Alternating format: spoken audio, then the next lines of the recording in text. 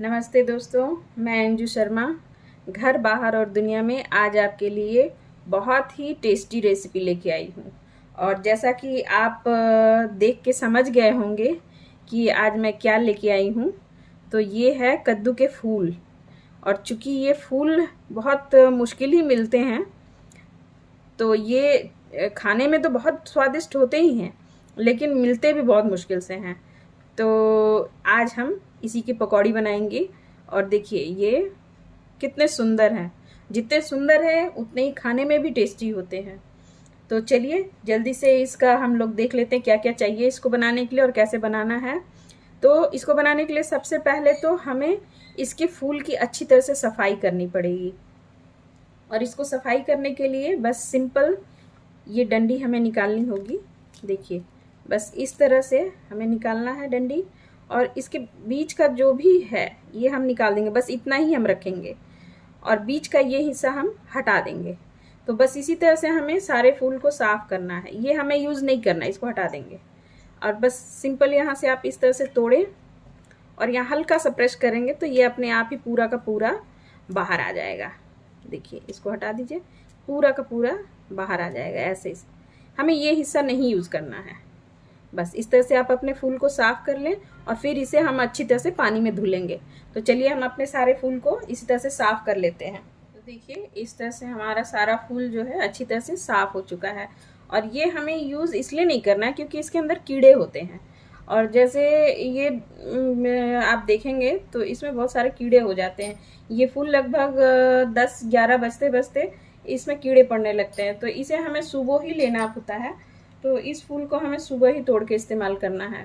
अब हमारे यहाँ तो हम लोग इसी तरह से इस्तेमाल करते हैं। भाई सुबह तोड़ के इसको इस तरह से ले लेते हैं।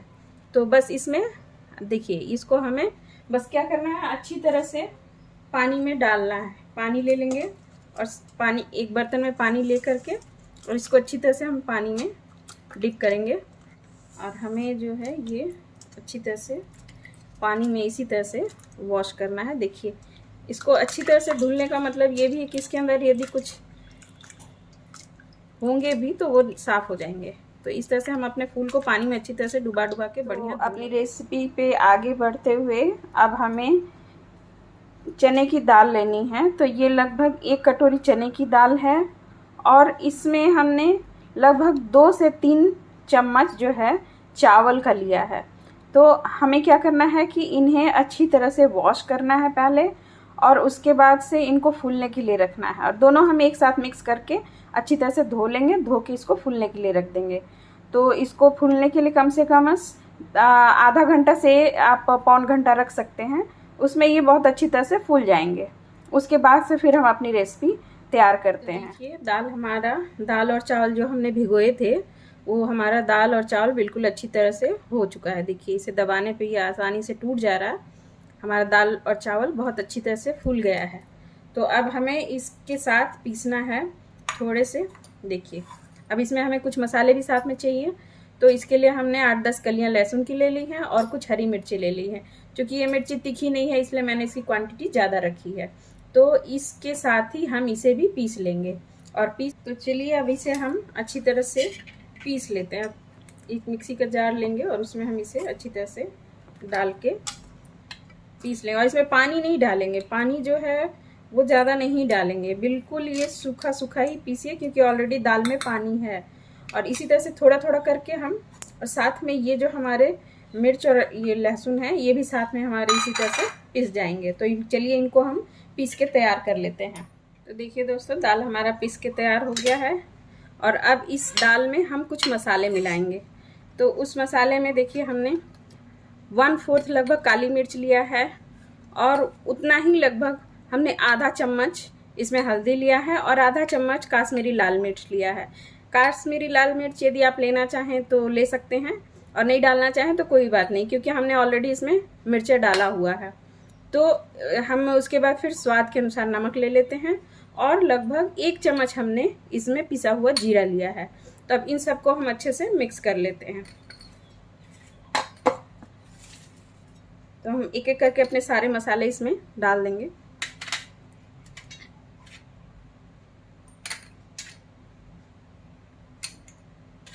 और स्वाद के अनुसार लास्ट में अपना नमक मिलाएं और इसके बाद हमें इसे अच्छी तरह से मिक्स करना है।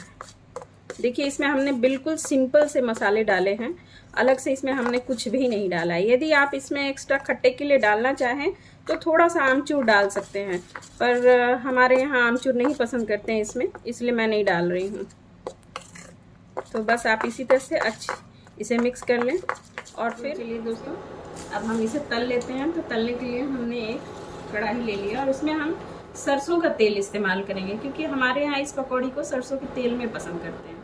तो तलने के लिए बहुत ज़्यादा तेल नहीं, लेकिन फिर भी 2 से 3 बड़े बड़े चम्मच, लगभग 3 बड़े चम्मच हमने इसमें सरसों का तेल ले लिया है और इसी में हम अपने पकौड़े तलेंगे।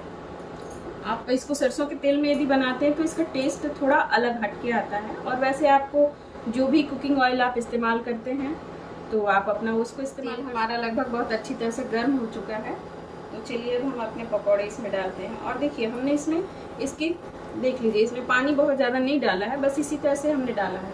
और इसमें आप जब इन फूलों को डालेंगे तो फूलों को हम थोड़ा थोड़ा करके इकट्ठा नहीं डालेंगे, एक एक करके डालेंगे। और इस तरह से आप इस पर इसकी देखिए इस तरह से आप इस पर कोटिंग कर दीजिए, तो ये अच्छी तरह से कोट हो जाएंगे। और बस इसी तरह से हमें इन्हें उठा उठा के डालना है। देखिए कोट हमारा अच्छी तरह से हो गया है। दोनों तरफ आप अच्छी तरह से बेसन को लगा दें, क्योंकि बहुत ज़्यादा पतला कर देंगे तो फिर ये अच्छी तरह से इस पर बेसन की कोटिंग नहीं होगी। देखिए और इसे हम इस तरह से डालते चलें। और फिर भी यदि आपको बेसन लगाने में दिक्कत हो रही है तो आप इसमें 1-2 चम्मच पानी डाल सकते हैं, पर मैं तो कहूँगी कि इसमें पानी ना डालें, क्योंकि ये ऐसे ही बहुत अच्छी करारी होगी। इसमें हमने चावल जो डाला है साथ में, उससे ये बहुत करारी होंगी, तो इसलिए इसको हमने थोड़ा सा इसी तरह से सूखा सूखा रखा है। देखिए आप देख सकते हैं इतनी सुंदर ये हुई हैं। देखिए अब बहुत पतला रहेगा तो इस पर मसाले की कोटिंग जो है, बेसन की कोटिंग जो अच्छी तरह से नहीं हो पाएगी। और इसको आप देखिए कितना शानदार लग रहा है ये। बस इस तरह से आप इसको पलट दें। इस पर बहुत ज़्यादा तेल की भी ज़रूरत नहीं है इसको बनाने के लिए, आप कम तेल में भी इसे अच्छी तरह से इसे बना सकते हैं। तो इसे हम अच्छी तरह से तल लेते हैं पहले। तो देखिए हमारी पकौड़ियाँ जो हैं बहुत ही सुंदर करारी हो गई। देखिए आप आवाज़ सुन सकते हैं, बिल्कुल इसकी आवाज़ सुनिए, बिल्कुल करारे हो गए। चावल डालने का मेन मकसद यही होता है कि इसमें जो क्रिस्पनेस होता है वो इसी से आता है। मसाले तो हम सिंपल वही सब डाले हैं, इसमें बहुत ज़्यादा मसाले का इस्तेमाल तो हुआ नहीं है। पर देखिए अब इस स्टेज पे हमारे पकौड़ियाँ जो हैं कलर भी बहुत सुंदर आ गई है और हम इसे निकाल लें। दोस्तों देखिए हमारा ये पकौड़ी बनके तैयार है। कोहड़े के फूल की पकौड़ी बिल्कुल रेडी है। और देखिए कितनी सुंदर ये आई है। इसी तरह से आप दाल में यदि बनाते हैं तो ये इसी तरह की आएगी, और बेसन वाली थोड़ी इससे अलग होगी। तो हमें इसी तरह का चाहिए, तो हमने इसमें दाल का इस्तेमाल किया है और चावल का। और चावल का इस्तेमाल करने से इसमें एक चीज़ और अच्छा होता है कि ये बहुत क्रिस्प होता है। तो आप भी इस तरह से इसको बनाएं और इन्जॉय करें। और मेरी रेसिपी आपको कैसी लगी प्लीज़ इस पर अपने कमेंट्स करें। और वीडियो देखने के लिए आपका बहुत बहुत धन्यवाद। और यदि मेरी वीडियो अच्छी लगी है तो प्लीज़ इसे लाइक और सब्सक्राइब करें।